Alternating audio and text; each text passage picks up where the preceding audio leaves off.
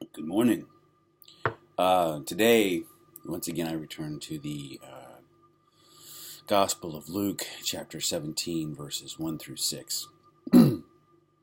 Jesus said to his disciples, "Things that cause sin will inevitably occur, but woe to the one through whom they occur. It would be better for him if a millstone were put around his neck and he be thrown into the sea, than for him to cause one of these little ones to sin.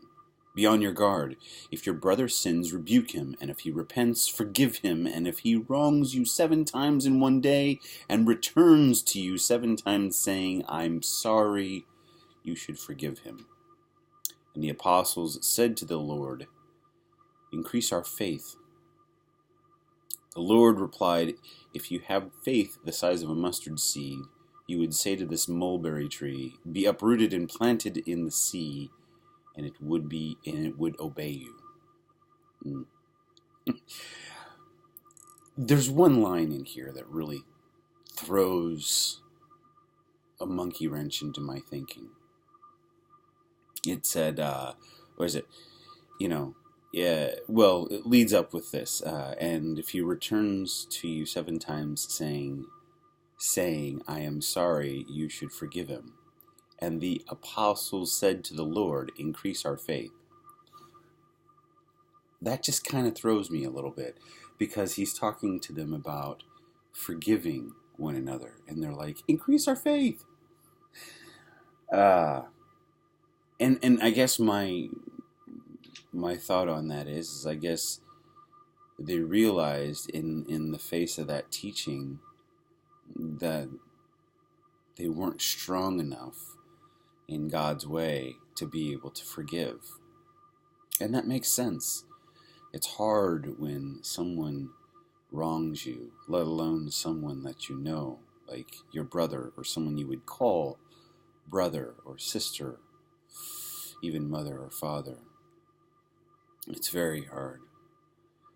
Yeah, each day I try to do this prayer. One of my prayers that I do, it's one that I've come up with, and I ask the Lord for His forgiveness for all my sins and to shine light on my sins, so that I may know all my sins, because it occurred to me once that there are many times that we sin and we aren't even aware.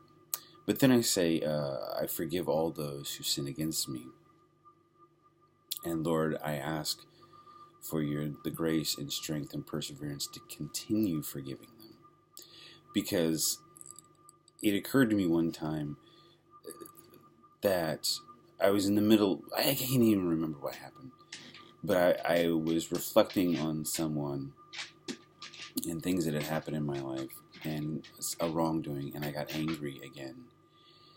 And I was like, wow, I still haven't completely forgiven that person. And so I spoke to the Lord. I was like, I forgive them again, As life moves you through this world, you don't always have easy access and easy ability to go to someone and say, "I forgive you," though it is easier than it has been in the past. But, forgiveness is a beautiful thing, and a lot of people have a hard time forgiving, and I understand it. I get it. You feel pain, and you want justice.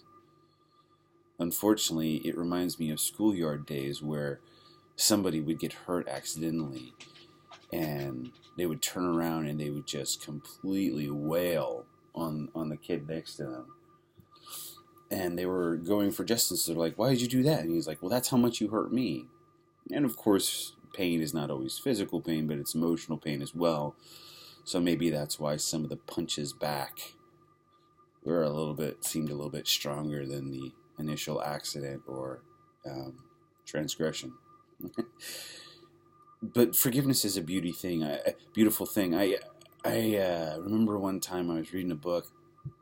I can't remember the name of the book off the top of my head now, but they said, refusing to forgive someone is like drinking poison and expecting the other person to die. holding on to that pain.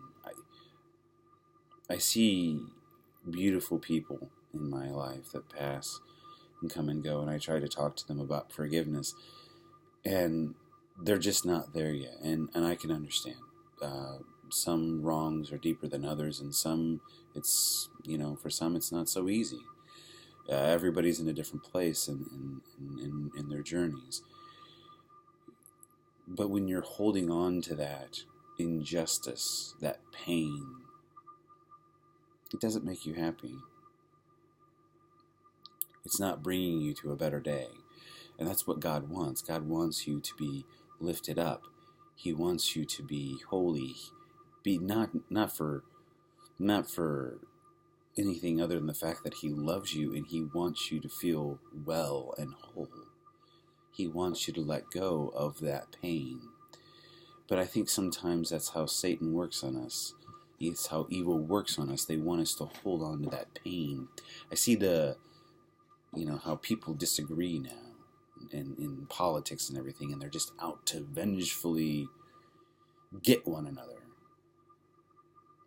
And they end up making no progress in either fighting their enemy or winning their way because they're so hung up in their pain. They spend so much fighting over their pain and their perceived injustices that they don't actually make any inroads on other things that are more important and beneficial. So how is this going to change my Monday? I'm going to go forward and I'm going to love. Not for just anyone else, but I'm going to love for them. I will love for them, and I will love for me, and mostly I will love for God, so that I can continue, hopefully, down this path that leads me back home to heaven, because this life on earth is merely but a short journey. And that's all I got to say about that.